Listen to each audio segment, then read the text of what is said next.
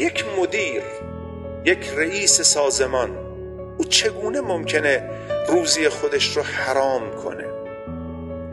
ساده است.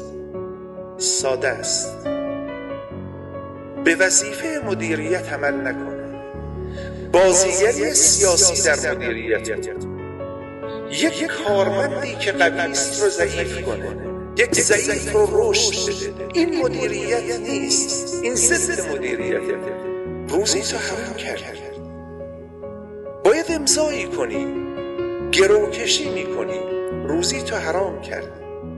امضای طلاییت قیمت داره، صندلیت در شهرداری است، در مسکن و راه شهرسازی است، در این نهادهاست که ترابط با مردم دارن و هزینه میکنن. 1 روز، 10 روز، 2 ماه معطل میکنی، مردم